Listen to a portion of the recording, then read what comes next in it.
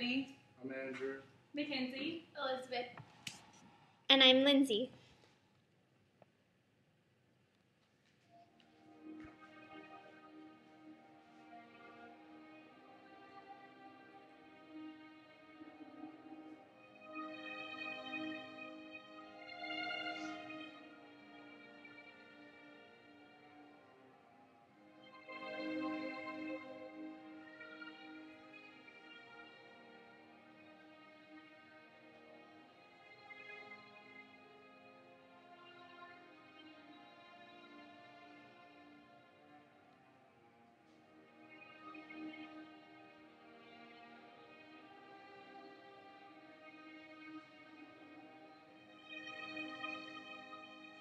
If we look to the answer as to why for so many years we achieved so much, prospered as no other people on earth, it was because here in this land we unleashed the energy and individual genius of man to a greater extent than has ever been done before. Freedom and the dignity of the individual have been more available and assured here than in any other place on earth. The price for this freedom at times has been high, but we have never been unwilling to pay that price. It is no coincidence that our present troubles parallel and are proportionate to the intervention and intrusion in our lives that result from unnecessary and excessive growth of government. It is time for us to realize that we're too great a nation to limit ourselves to small dreams. We're not, as some would have us believe, doomed to an inevitable decline. I do not believe in a fate that will fall on us no matter what we do. I do believe in a fate that will fall on us if we do nothing.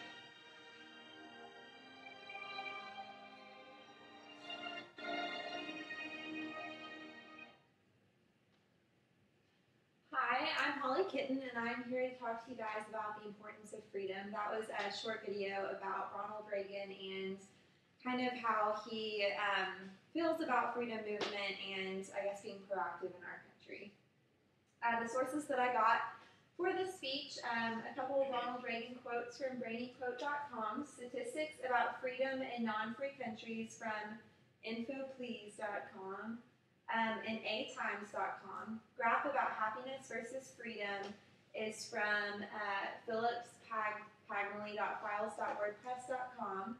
Facts about Ellis Island is from ellisisland.com. Supporting troops information is from military.com. The satisfaction of being a soldier is from beforeyoussignup.info. And information about different wars that we have won and battles that we fought in are from Wikipedia. My main point today is just to motivate you guys to be proactive about protecting our freedom. We are extremely blessed to live in a country where we are completely free to worship any religion that we want to. We're able to voice our opinions on things that we approve of, things that we agree on, things that we disagree on. Freedom is never more than one generation from extinction. We do not pass it on to our children in the bloodstream. It must be fought for, protected, and handed on for them to do the same. And that is a quote by Ronald Reagan. So, what do we need? We need liberty. I don't think it's a coincidence that liberty is second only to life in the Declaration of Independence. It says life, liberty, and the pursuit of happiness. We need to put our lives on the line for the greater good. Again, referencing back to Ronald Reagan's quote that you guys just saw, our freedom must be fought for and protected. So why do we need freedom? 23%, or 2.4 billion people, live in an unfree country. Examples of those would be North Korea and China, and just a few, or one of the small things that government does to control those countries is that they tap into every single one of their phone calls. Being a 20-something-year-old, can you imagine talking to your boyfriend or your girlfriend or your best friend on the phone and having the government listen to every word that you say? So without freedom, our country could potentially turn into that. This is a graph, and this axis is freedom, and this is happiness. And so this is just a bunch of countries on here that just kind of show the correlation between freedom and happiness. So we truly do need freedom to be happy. The United States is along with Denmark and Iceland. And then some of the countries that are a little bit lower are Ukraine and Russia, who don't have as much freedom as we do. So who needs freedom? We all need freedom. It's the American dream. Back in 1892 is whenever immigrants first started coming to America, and from 1892 to 1954, 12 million immigrants came through Ellis Island, and they came for that American dream because we have the freedom that we do, and they came from places that didn't have that. We need to protect that dream. If you are pro-life or pro-choice, or you love Obama or you hate Obama, if our country is not free, our opinions don't matter. It doesn't matter how we feel about any of those subjects. So how can we make sure that we maintain our freedom? Simple solution, get involved. First and foremost, join the Army. That is the most direct way that you can get involved and help protect our freedom. I know that we're not all called to join the Army. So another thing that you can do is to support the military by donating or being involved in organizations such as the Bill Banks Foundation, which sends care packages to troops that are overseas. And then A Million Thanks is a really neat organization where you can write letters or send emails to soldiers overseas that just lets them know that we completely support them. So we need to fight for our freedom.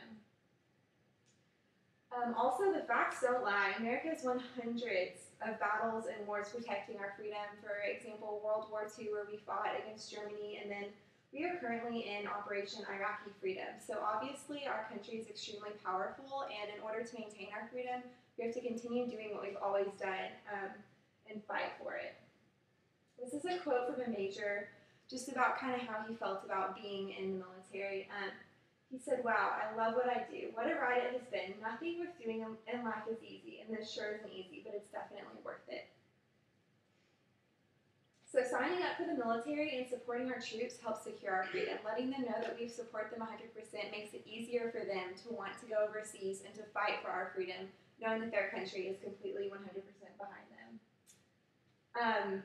America is a force to be reckoned with. If we aren't proactive, how can we protect our freedom? So in the past, we've been proactive by winning this list of wars. A couple of them are the Mexican War, the Civil War, World War I, World War II, the Persian Gulf War, just to name a few. There's a lot more on that list.